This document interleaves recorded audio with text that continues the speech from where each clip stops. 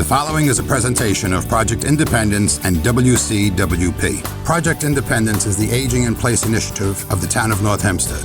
Welcome to Project Independence and You. Good morning and welcome to Community Talk Radio. This is Project Independence and You on LIU Public Radio. I'm your host, Rebecca Miller, along with co-host today and also radio show producer, Kristina Liu. Good morning, Kristina. Morning. How are you? Good. How you doing? Doing well. Of course, Otto is, I don't know if he's golfing or shopping or... Busy man. Very, very busy, but we saw him yesterday. We'll get into that a little bit more. But this morning we are talking about healthy holiday eating with Khy Ee Siew, who is a registered dietitian with Cornell Cooperative Extension, Nassau County. And also Khy Ee's been on the show many, many times talking about various nutritional guidelines and information, but today is going to be great because we're going to hear all about healthy eating for the holidays, which is a great topic. And I didn't even know that existed, quite frankly, because I've already had the limit of 5 people and chocolate. So first of all, thank you so much once again for joining us, and welcome back to Project Independence and You. How are you doing? Yeah, thank you guys so much for having me again. I love coming on here, and I feel like every time we talk about like a different, new, exciting topic, and I feel like with today's discussion, it's going to be a lot of people might find it quite relevant, especially as, you know, we're kind of kickstarting the holiday season. It's kind of early, but yeah, I think you might find a lot of helpful tips that I hopefully everyone can kind of relate to as well. Yeah, and it's great that we have you on now because maybe perhaps people can plan, what to do maybe a little bit differently than usual because, there's so many, there's so many tempting things around the holiday season, whether you're at work, you're having parties, you're invited there. Packages may even come in. I know Kristina received a lovely basket of dried fruit. I mean, it's fruit, but also high in sugar. So it's great to have this conversation now because I think a lot of it has to do with planning and planning for yourself in particular. Mm-hmm. Yeah, I think the first thing we probably need to kind of establish a baseline on is like exactly what is healthy holiday eating. Because kind of like what you mentioned earlier, Rebecca, like, is it a thing? Like, how is it a thing? And so the idea and concept behind healthy holiday eating is that people have to remember that your nutrition recommendations don't change just because it's holiday season. Like, I thought they went right out the window. Krista's like confused. Wait. Our bodies still require, the things we've been talking about all year, your food groups like with fruits, vegetables, protein, grains. So that really doesn't change just because it's, again, the holidays. But the idea is that with healthy holiday eating, we are keeping in mind that there's a lot more, social events happening. And so with that comes foods that you may not necessarily always have on hand. And so the idea is that we want to introduce more flexibility in addition to those nutrition recommendations we've been talking about all year. Yeah, because I mean, so much of the stuff that is out is so tempting, so it's kind of like what if you're going to an event, you can always bring something, I guess, and not just dessert. I'm not just talking about dessert. It's the meals that still, that are heavy and so many different choices. So maybe we could start out by kind of breaking down the meals and the desserts and what are some of the better choices. I mean, and sometimes you don't have a choice. You're at someone's house and they put out the dinner and, what are, kind of the recommendations for that? So I think you already brought up like one great strategy, Rebecca, was that if you're going to a social event, like a party, and there's going to be food there, and you want to just make sure there's something there that that maybe you necessarily want to provide for yourself, you can definitely bring like your own fruit or your own side dish that is maybe high in protein or high in fiber, which is nutrients that sometimes in holiday foods can be lacking. So definitely bringing something of your own kind of guarantees that you do have something nutritious to put on your plate. I also like the idea of basically making sure that you're able to balance the foods on your plate. So, like I said, with the holiday season, sometimes there's foods available that aren't always there all year round. So maybe if you want to have something that is a little bit maybe higher in sugar or higher in fats, maybe choosing that seasonal food to add onto your plate versus another food that is available all year round and is something you can have for next time. So maybe prioritizing what foods you want to add on your plate could be something that people might take away with them as well. And yeah, there's so we can go on and on with all the strategies. But I will say the biggest thing we want to have is make sure that with the holidays, really not much changes. Like you still want to do your grocery shopping and all that planning. You still want to set enough time to cook your own foods at home if possible, and just understanding that with the holidays, maybe you're just surrounded with foods that are a bit more higher in added sugar, but that is okay as well. And that's where the flexibility mindset comes in that sense. I also find that in today's day and age, very few places that you go, especially if it's larger groups, if you're going to someone's home, is someone not on some kind of gluten-free diet or low sugar or low salt. So there's I find in the last several years that people are asking that question too. So and because they have to cook a certain way for certain people, otherwise they're not going to eat. So I say don't be shy too. If the host is asking, let them know because they want to make everybody happy. So that's what I'm finding. Very few of my I don't know if it's because I'm getting older that all the people I hang out with are older, and so who's gluten free, who's lactose intolerant, who can't have salt. But I think most people are prepared in some way for that too. No, I love that. And even in like when my friend hosted like Thanksgiving this past month, like we were very aware of what dietary, needs exist like within who's coming. And so I think it's becoming more like understandable in terms of how everyone has their own dietary pattern and their needs. And so the idea is to really accommodate everyone and make sure everyone does have something Yeah, at the party. That way they're not stuck eating, one dish out of 50 that might be there. right. And kind of adding on to what you said earlier, Rebecca, I love the idea of making sure that even though there's a lot of food that we're surrounding ourselves with, typically during the holiday season, you want to make sure you're not forcing food onto other people as well. So making sure that people feel comfortable in taking however much they want. And if they don't want something, it's not our job to put it on their plate or to, ask or inquire why they might not want something versus the other. Right. So, And there's also nothing wrong with indulging a little bit too. You can't just, not have cake or not have something because of that. You have to have some kind of, but it can't come with guilt either. So if you're going to do it, just, enjoy yourself. I mean, yesterday we had this event at the town and we had everybody brought in 2 dozen cookies. It was, I mean, ridiculous. So we went a little over the top. I won't Right. mention names, But you know right, what? It Christina? wasn't all the time. It was like our little one-off. So Right. I Right. think, Exactly. I like Kai's like rule of thumb too, is that, if there is something that, you look forward to every year and you're not, it's not something that's available for you, all the time, to make, that thing. Cause then, I also feel sometimes that when you're overly restricting yourself and you're fixated on it, so just having that like little taste of something that you'd, normally wouldn't, mhm. I think, goes a long way.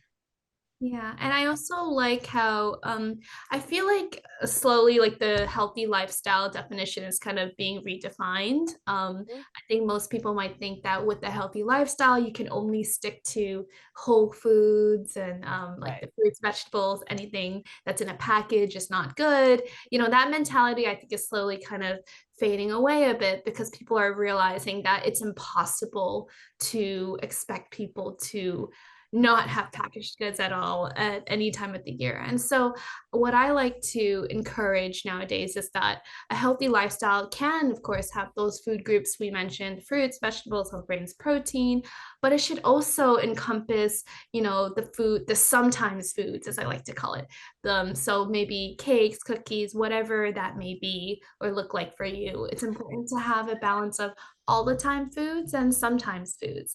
And that way, we're making sure that we don't feel restricted and we don't feel like we're missing out because food at the end of the day, like I always say, is supposed to be fun. And so if you're Right. not having fun, definitely need to reevaluate maybe what might be missing in your lifestyle and your meals and just making sure that at the end of the day, you would get to enjoy the foods you love, whether that be all the time foods or sometimes foods. Right. Right. Another big thing over the holidays are beverages, Mhm. right?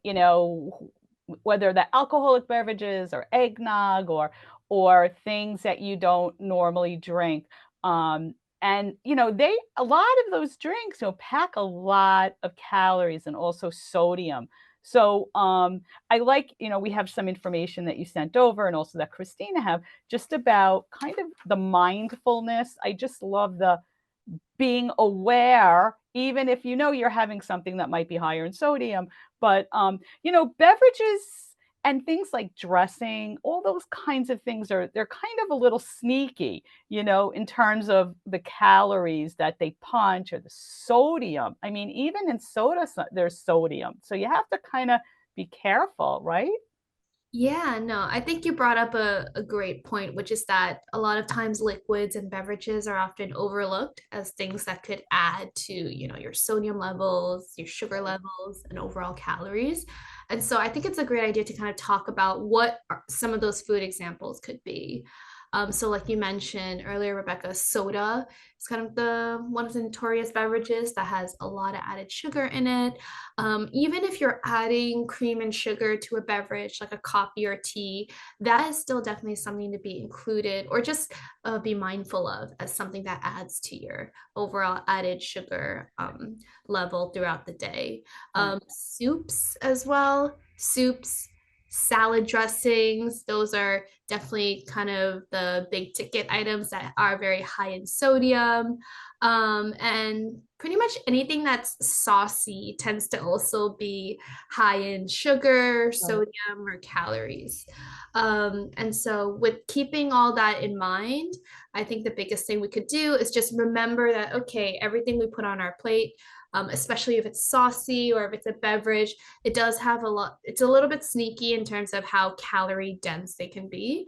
So, just trying to be mindful of exactly how dense they are is probably the best thing we could do. So that comes with reading the nutrition facts label, understanding what the serving size is, which I think is something we talked a lot about in our hydration discussion earlier this year. Um, so understanding the serving size, looking at those key nutrients of sodium and added sugar, and just understanding that if let's say I have one soda, um, is that is that the entire serving size that's reflected on the nutrition facts label? Oftentimes, what you might find is that sometimes the nutrition label will say that those numbers are essentially the nutrients in half a soda can. So Right. it's really important to also understand what the serving size is. That way, the numbers that you're looking at is reflective of what you're actually having, your actual portion size. And yeah, I would say again, it's really important that just be aware of it. And then if you make the choice to have it in your meals, just understand that, okay, I'm having this in my meal. So my remaining balance of how many sodium or how much added sugar I can have throughout the day, you know, it's definitely being used in this meal. So that's kind of how I like to think about it as well, that we have like this balance of sodium and added sugar to work with per day. And if we spend it in a meal, then maybe the next meal we won't have that beverage, and we might save it for another meal and vice versa. Right. I mean, I'm just kind of hearing how really important it is to just be mindful and be aware of what you're serving. And, at least if you have the can, you're actually able to measure to some degree. But if you're continually pouring into a big glass soda, and so you're taking in a lot. So just, be aware. And I saw some things about like if something like eggnog or hot chocolate, you can always maybe add a little water to, kind of break it up a little bit. No, diet. So, like, in a way, adding water, like you said, can be a great way to increase the volume of what you're having. Right. And Right. we talk a lot about calorie density so far. And so by adding water, we're creating more volume and thereby reducing the overall density of the product. So if you do that with eggnog, that can be a great strategy. Even something like hot chocolate, if you want to do like half milk, half water, that way you're kind of reducing the overall calorie density of it. That's something you could do. And I would say even for something like soda, for instance, if you want to maybe slow down how quickly you're drinking it, maybe add a cup with a lot of ice Right. and then pour the soda, and that way you're kind of slowly sipping away. Because for most people with soda, the idea is that you want something cold and refreshing. And so add a ton of ice. You can even mix a little water in it if you want to really slow down your pace of drinking it. So yeah, there's different mind games that you can do in terms of Yeah. the beverages that No, and we I have. think there's so many interesting little seltzer kind of drinks out now and stuff, or, True. adding, like lemon. I mean, I'm a huge add lemon to water constantly, so there's little things like that that you feel like you're getting some kind of taste or even like a little mocktail-y kind of concept that is fun to do around the holidays, certainly. Yeah, and I think that's a great opportunity too, like to make your own beverage during the holidays, like rather Yeah. than bring a food, bring a beverage. So I think I could definitely second that, Christina. And I think earlier this year in one of so for our senior nutrition classes that we do in my organization, we always create a recipe of the month. And so one of the recipes we used was like an agua fresca. And so it was just, maybe some seltzer water, a little bit of lime or lemon juice, and then we add some type of fruit. So we did pineapple and mint. And so just something quick and refreshing like that can also be impressive even during the holidays. Yeah. Right. And, um, I'm gonna we have to take a break, but when we come back, I do want to talk a little bit about Hanukkah and matzo ball soup and how filling it is, and talk a little bit about the appetizers because you don't want to fill up on them because there does tend to be so many. Mm. Um, After the break, we'll continue speaking with Khy Ee Siew, and she's, of course, a registered dietitian with Cornell Cooperative Extension of Nassau County. You're listening to Project Independence in You on LIU Public Radio. Take WCWP with you wherever you go with the WCWP app. Listen live 24/7 to all of our streams, all from one app. Plus, call the studios directly from the app and visit our social media. Download the app through the iOS App Store on Apple devices or the Google Play Store on Android by searching WCWP Radio, or visit WCWP.org for links. The WCWP app, available now on iOS and Android devices. Welcome back to Project Independence in You. I'm your host, Rebecca Miller, along with Kristina Liu, who is, of course, the radio show producer and co-hosting today as we allowed Otto to take off, so Right. to enjoy himself, and hopefully we'll see him next week. We've been talking with Khy Ee Siew, who is a registered dietitian with Cornell Cooperative Nassau County, about healthy eating over the holidays, and a lot of great little tidbits and more of like a discussion too. And we have a lot of questions, so this is good. But before break, I was just talking a little bit about Hanukkah, and the foods that we eat for Hanukkah are very heavy. And we start out usually with if we start out with the matzo ball soup, that matzo ball is so heavy, and it's so delicious you can't not have it. So I always cut mine in half because I have to save room for brisket and the challah bread, and all the other things that come along with, you know, a delicious Hanukkah dinner. And you know, I'm just saying that some of the appetizers that we have are so filling, and you know, so be careful not to overdo it. I mean, my sons and my brother, and you know, they can eat the matzo balls and just, you know, have seconds. But once I do that, I'm really full because those are filling. Mhm. And I think that's a great point, Rebecca, that you brought up that, you were only able to eat half a matzo ball, but like your sons and the rest of your family members could eat, two or three if they wanted to. Right. And so I think it brings up a great point that everyone has kind of different, um, I guess, room in terms of how much they're able to eat, and everyone knows their body the best. And so, for instance, in your case, Rebecca, like maybe sharing with someone else if you can only eat half, or making sure that it's okay to save for leftovers if possible. I know during the holidays, like we're in an environment of abundance in a lot of these social events. And so there's a lot of food out there, there's a lot of Mhm. variety. And I know sometimes, even in my family, like culturally, like you don't want to save any leftovers, like you have to finish everything on your plate. But I think slowly just understanding that it's okay if there's leftovers, because the idea is that we just want to enjoy our time with the food, with Right. our friends, with our family. It's really taking away the importance of having to finish everything and making it okay to, save it for the next day, because it's just as good the next day as well, if not better. Sometimes better, right? I was going to say, Yeah. especially brisket. Ooh, the next day, it's so good. Mhm. Because it definitely and it's true what you were saying. It's you know, not just about the food. You know, it's about the rituals and the traditions at the table during the holidays that are, you know, so fun, which we have so many at my table, you know, when it's our family. And you know, we have the standard jokes that we say every year about, this is the best brisket you've ever made. You know, it just every year it's like our joke, and someone says it first and they kind of like win, you know, even though it might not be, but it's kind of just like you have these sweet little things that you do. And leftovers are great. I mean, I love sending people home with, you know, containers full of stuff, and you know, and they get to enjoy, and then you don't have to cook the next Yeah, day. right. That's the um best part. right, Christina. Yeah. Um, but you know, there's something other stuff that I was reading talking about tradition is making healthy eating a tradition, part of your tradition, which is, you know, a wonderful thought. I mean, why not? Why not? Yeah, I think we did mention it a little bit earlier too, like the idea that we want to make sure a healthy lifestyle is not just restricted to only whole foods or foods that we stereotypically think of, fruits, vegetables.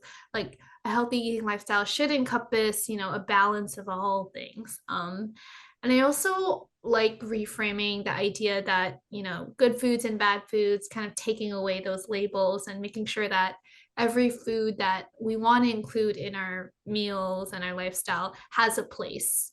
And really just making sure that, with healthy holiday eating, like it does encompass, the foods that may be higher in added Yeah, sugars or fats. That is part of healthy holiday eating. The idea is that we're balancing it with other things on our plate and making sure that we're having those foods in moderation.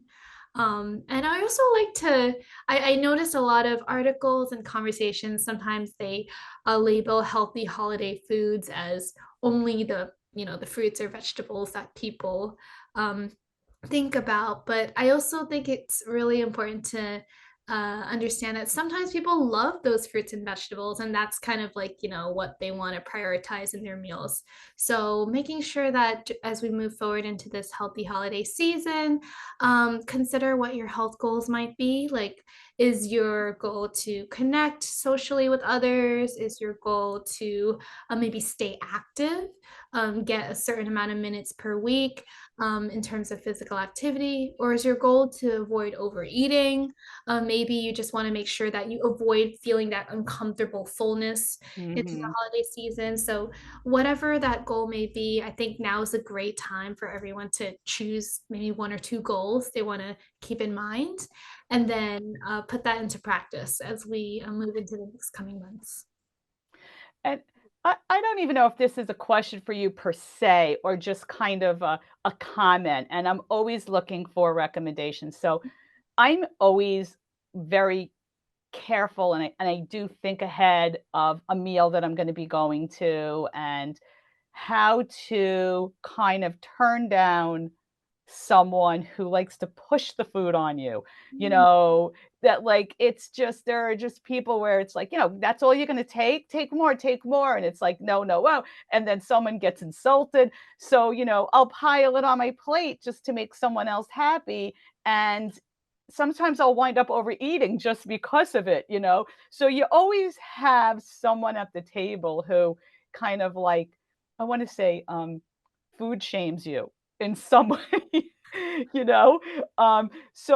Like I'll just put it on my plate and then do something gross to it that no one's looking, so I know I won't eat it. Does that make sense? Is that horrible? But, No, maybe whatever I'll works for you, mix it with Beck. something I don't like, Christina. I mean, not gross, not like something that my kids would do, but No, I think, just whatever works for you. That's your little tip and trick. right. But do you both have someone like that in the family, or when you go somewhere that they like kind of like that's all you're eating, or take this, or you're only going to have one piece of pie, and then it's like, yeah, it's really all you want for yourself, but Well, you know what it is too. And Kai brought this up earlier. Culturally, it's such a thing, and I have such a mix of cultures in my family, and they all seem to be, food obsessed. So it's always like, come on, you're not every gonna eat this. culture And is please, my mom is like she like, well, you got to try this, and that was like always a running joke because she's forever been pushing things on my brother and I. Like, you sure you don't want to try this cookie? And she's like, my kids are the only kids that aren't like gluttonous about it. And I said, well, you should be like thankful for that. But she is so the person that's always like, take more. You sure you don't want, she's the but it pusher. is such part of her Greek culture. So it's actually become like a running joke. But you do have to, certainly say something. And then, Jay's family as well. His dad always, it was like everyone just had to cover their plate because he'd just be like throwing different things, on your plate. So it was like it became a game, like to protect your plate. But it Your certainly waist. is something you need to dodge around the holiday season. Yeah, it's so weird. Yeah, no, I definitely could relate in the sense because, there's always that family member that's like, oh, have more, or, like, hey, I see there's this plate that only has two servings, so who's gonna get it? So it does become kind of like a game, like Christina said. And I know we mentioned like, the ideas that we don't want to force foods on others, but oftentimes, we find ourselves being the ones that are kind of falling victim to that. So for me, I actually like to make it a game as well and kind of turn the tables. I end up Yeah. serving food to them, and then Yeah. we end up stopping I afterwards as love well. that. Yeah. And then just I think the biggest reason, like food is kind of like a love language, Yeah. as Yes. we might see in a lot of our cultures. And so just making sure that they know that we do enjoy the food and we love it and we appreciate all the effort that they put into it, I think is important. And then as well, I would say, um, I guess making sure that if we're going to have leftovers, I'll usually be the ones to package it. And that way, no one feels like the need to have to eat it. Like, I don't like to let the food sit there for too long as well, because Right. Yes. that's when it gets a little more daunting as Yeah. the minutes kind of add up and you see, okay, this plate has been here for 2 hours. What do I do? Yeah. And not to Right. mention, Right. so food safety wise, leftovers Yeah, absolutely. should not be out for too long as well. So definitely that 2 hour mark, I like to be like, okay, let's kind of move on and maybe move on to something else that could entertain us in the event. Maybe there's a game, maybe there's something else aside from food Right. to entertain everyone. Right. Mhm. I Love think like we have our traditions with that too. So basically, everybody finishes eating and then we clear everyone out so that we can get the dessert table ready. So then you start packing everything up, and either freezing it or making the to-go bags and that kind of stuff. But yeah, it's really, it's everybody has their own rituals when it comes to. I know, Kristina, were you going to say something? I don't know if I cut you off. Yeah, no, I was looking through, Khy gave us this awesome booklet. And of course, if anyone's interested in it, I'd be more than happy to mail it out because It is great. excuse me, it's really jam-packed. And I'd love to go over like the tips that you had in there about making traditions healthy. Yeah. I know I see that there's a lot of great recipes in here, and it's wonderful. And like Kristina was saying, if anybody's interested in it, I'm sure she can email it out. And there's some really great dessert. For me, I am a very high sweet kind of dessert person. I will get a cake or a cupcake, and I will eat the frosting, and everybody here knows it. So, and there is somebody here who only eats the cake, so it works out really well. So you have a great recipe with baked apples, pears, with almonds in here, and I can feel the sweetness, especially with the honey. Yeah. So So I think kind of like what you mentioned earlier, like with desserts, the ideas that we want to like with the recipes that's in that booklet, it focuses on the seasoning of the fruits and the flavors of it rather than using sugar to flavor the dish. right, And so you might find that in that recipe, a lot of spices may be used. So that's kind of something we also recommend during the holiday season. When you think of the holidays, you think of things like cinnamon, nutmeg, cloves. So using those kinds of things to season your drinks and your desserts first, and then maybe adding sugar for taste, I think is a great strategy that everyone can use. And then, oh, sorry, with something like whipped cream and frosting, like you mentioned. Of course, with whipped cream, it's using heavy cream and a lot of times a lot of added sugar. And so understanding that if you use like a smaller dollop on your dessert or even cut it out completely, depending on what you want to do. And I know you're a big frosting person, Rebecca. So maybe having less of the cake, more of the frosting could be something that might work better for you. And for your other family member, maybe cutting out the frosting and having the cake could be something that works better for them. yeah, definitely. And that's what I do because I do like that.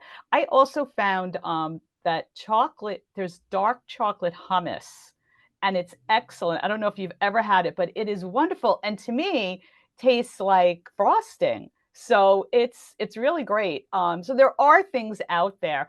One of the things I want to ask, and I know that they do sell these things, are like stevia sweeteners like that for baking. So are they like, do they make it specific for baking? Or there's Splenda, there's all kinds of substitute sugars, but I know maybe some of them you're not supposed to cook with, but those do also sprinkle a little bit on, and it really kind of kicks up that sweetness. Yeah, I would say with artificial sweeteners, that's something that certain people find helpful in terms of their lifestyle. And I would say it's more of like a short-term tool for a lot of people to maybe manage their sugar in their diet and maybe to help with weight loss sometimes. Because with artificial sweeteners, there's technically no sugar, no calories in it. But on the flip side of that, we want to make sure that we're still using artificial sweeteners as like a sometimes foods, like still Right. treating the same way we would sugar or salt. It's not meant to completely be dousing our foods and all that. And I think what people may not realize is that with artificial sweeteners, they're extremely concentrated. And so sometimes, depending on the brand, they can be anywhere from 200 to 700 times sweeter than actual sugar. So you really don't need a Wow. lot No to wonder I like it. Yeah. to sweeten your foods. And so I would say if you're gonna use it in baking, for instance, a lot of the recipes and cookbooks or online use table sugar to make that recipe. And so it might take a little trial and error if you're going to use artificial sweeteners rather than sugar. Definitely doable. And with something like stevia, I would say there's only like two like plant-based sweeteners that are approved right now by the FDA that's generally recognized as safe, and that's stevia and monk fruit sweetener. So again, it takes a lot of experimenting to kind of realize how much you need. But again, it's so concentrated, so you really just need a little You amount. really do, yeah. I initially when I first tried the stevia, I didn't like it, but I just kept using it, and when I use it really only in my coffee, but it does it does get used to it, but I guess it's better than having the other kind of chemical based sweeteners. So it's really good. I know Kristina was just mentioning, I don't know if she texted this to me. I'm not supposed to say anything about it. Talking about drinks, um, the kind of cocktails that can be a little bit sweeter too, or not, and non-alcohol kinds of drinks that mock, like you were talking about a little bit earlier, too. After dinner drinks, those kinds of things that tend to have a lot of sugar in them, but it's just really like talking in the beginning. It's like everything is planning and being mindful, and also indulging and allowing yourself, you know, to to indulge. Let's go ahead and take a quick break, okay? And then after the break, we'll continue talking with Khy Ee Siew all about healthy eating over the holidays. You're listening to Project Independence in You on LIU Public Radio. WCWP is your home for great music and great conversation. You'll find all that and more on WCWP.org. Listen live on the web, check out the lineup, subscribe to podcasts, and stay up to date on the latest station events. Get in touch with us and let us know if you like what you're hearing. And find out how you can support or get involved at the only community public radio station serving Nassau's North Shore. Plus, sign up to get a free bumper sticker. It's all online at WCWP.org. Welcome back to Project Independence in You. I'm Rebecca Miller along with Kristina Liu, and we've been talking with Khy Ee Siew all about healthy eating for the holidays. But I wanted to mention that you can watch Project Independence in You and Talk of the Town on North Hempstead TV, channel 18 or 65 on Optimum, channel 46 on Verizon, and also on North Shore Television. The shows usually air around 2 p.m. And please visit www.mynhtv.com for up-to-date schedules, so you can actually see all the schedules on mynhtv.com. You can also watch online at WCWP Studios YouTube channel or on the Project Independence website. So there's a lot of ways to watch and listen to Project Independence in You. And, so pick one of them, or, watching reruns, they're archived, there are archived as well.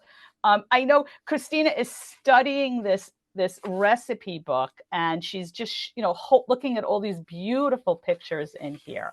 So I know there was one particular recipe you were kind of Yeah, well, looking it at. wasn't even the recipes. It was more so just the making traditions healthy. And, on the show, we love our golden nuggets and our bulleted list of practical tips. And I see this a lot, because I think, and that's why I love having Khy on, because, it's never about, okay, you cannot, you're banned from having any of these tasty things, but it is a way of kind of, acclimating it into a healthier kind of way of doing it. So instead of butter, use a healthier vegetable oil, or unsweetened applesauce.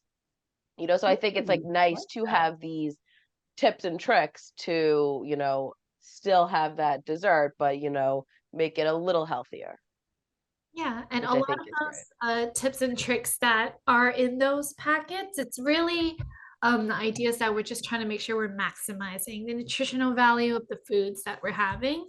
And so kind of like the first tip you mention is like using a vegetable oil rather than butter, because the idea is that with butter, it's something that is high in saturated fats. So if your health goal for the holiday season is to maybe reduce the amount of saturated fats you're eating, that's definitely a great strategy to use. And with the other tips on there, something like I know there was one where it was about like using a low calorie sweetener. Maybe again, we want to reduce the calorie density of our foods. That's definitely something to think about. And a lot of those baking tips as well was talking about using like whole grain flour rather than white flour to boost the whole grain content of the baked good. And so by that, you're getting more fiber. And again, there's that kind of nutrition aspect as well. And so all of these tips, just kind of the main takeaways is that you want to um, understand that with holiday foods, you can maximize the nutritional value of it, increase the amount of whole grains in it by using whole grain flour. You can use vegetable oils instead of butter. You can use flavorings like vanilla extract or spices like cinnamon and nutmeg to maximize flavor. And then sugar at the tail end if you want to maybe have that slight bit of sweetness. And even kind of on the topic of sweetness, using things like unsweetened applesauce. That's kind of one of the like most famous ingredients in baking Right. to help to add moisture, but also a little bit of sweetness, and even things like dried fruits instead of candies, maybe to add. Yeah, I like that because it was, that it said instead of adding chocolate chips or candies, use cranberries or cherries, which are so good. That was like I was like, I'm gonna take that away. I like that because that's delicious in a baked kind of goods. And that's still on brand because cranberries are perfect for the holiday season. Right. And it Right. has a beautiful flavor that goes really well with all the spices that you might use during the holidays.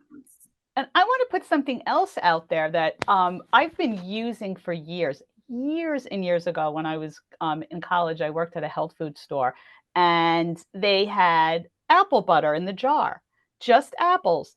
Mhm. And I have always used it ever since. And they have pear butter now. And I always wonder why it's not as popular as it should be, because I'll use it in place of jelly if I'm having like, almond butter. I'll put a little apple butter in it. It's also great to put a little bit in your oatmeal, or maybe you could sweeten up one of these desserts. But there's apple butter. I'm wondering why it just never got as popular, because it seems like it's healthy, and it's like a condensed, I guess, applesauce, because it's usually just apples. Mhm. Yeah, no, I think I'm sure it's just a matter of time before apple butter is kind of like the new popular thing. I think with sweeteners, a lot of people think about, still sugar, artificial sweeteners. Right. Maybe some things like maple syrup or honey are also still seen as sweeteners. But I think if we start to look around and recognize that sugar exists in multiple types of foods, that's when, Yeah. people might um, start to use that or flex that creative muscle and really figure out how they can, change their recipes and make it kind of new and refreshing. So I think Yeah. that's a great suggestion you brought up as well. And I have a friend who lives upstate, and they also have pumpkin butter. And the butter kind of makes it sound like there's something else in there, but usually, I mean, it could be concentrated juice, could be in there. They'll add that too, but for the most part, it's just the fruit. So, and they have all kinds of seasonal fruits like that. So, yeah, people should go buy apple butter. It's awesome. It's Yeah, hard to you find. totally. Yeah, Yeah. very interesting. What my favorite, and I was thinking about this, especially I was under the weather last week and I love doing this there. But in addition, in the cold season, obviously we love a warm beverage. We like, hot chocolate, all kinds of, hot cider, whatever it might be. But just putting lemon, honey, and hot water is absolutely delicious. And you really feel like you're, nice and cozy during the holiday season. And that is something that, I was doing that. I was like, why don't I do this more often? It is a delicious beverage, that is so beneficial and so easy to do, frankly, which is really sold me on the deal. But I think honey is such a great additive in during the holiday season, especially. Yeah, honey itself, it is like it's definitely high in sugar, but what comes with honey as well is like some antioxidants that you would Right. find in. And a little goes a long way. Yeah, That's like another one of those things that you just need a little bit. exactly. Yeah, and honey lemon, that's kind of. I mean, I drink it even when I'm not like Yeah. feeling like great, or even when I am feeling great. It's just a Yeah. have.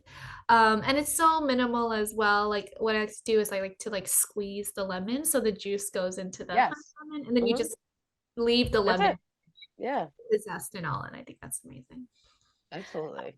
I liked one of these recipes too for kind of a leftover where you have a festive turkey rice salad and you've got the rice, but you also have cranberries in there. What a great, I love the Yeah. contrast of sweet and, salt. It's one of my favorite combinations in one mouthful. So that turkey with a little rice and a cranberry is just such a Yeah. great combination. So don't be afraid to use those kinds of variations in your dishes. Sometimes even if I'm having eggs, if I'm having a sandwich, I'll use the apple butter because it has that sweetness and that contrast. And it's so nice to get it in one bite. I'm so hungry. Christina, do we have a lot of dessert left? I know. Like sitting here, I'm like, that sounds great. Like that really, I I know. like that recipe too. So, It's really good. but also in this book, which, we certainly have, touched upon throughout the show, but it's just about moving more, goes a long way. And I think incorporating that into the holiday tradition, this way, if you are indulging a little bit, kind of balancing it out with, a walk, luckily the weather's not been like completely frigid. So you're able to kind of get out there and get some movement in during like the season as well, I think is really helpful, certainly. Yeah. I think, yeah, we lightly touched on physical activity earlier, but just making sure that let's say your health goal for the holidays is to stay active. Really it's recommended to have like at least about 150 minutes of physical activity per week for like the average adult. And so you can really break that up throughout the week. Maybe it's 30 minutes per day, 5 days a week, or whatever works best for you. And so as we kind of move into the holiday season, that could look like going for a walk with your family or running with your friends. Even if I know we talked a lot about traditions as well throughout today. So if there's like a game that your family might play, whether it's football or soccer, whatever the case is, Mhm. incorporating that as part of an activity, maybe before or after food, can be a great way to kind of sneak in some active minutes as well.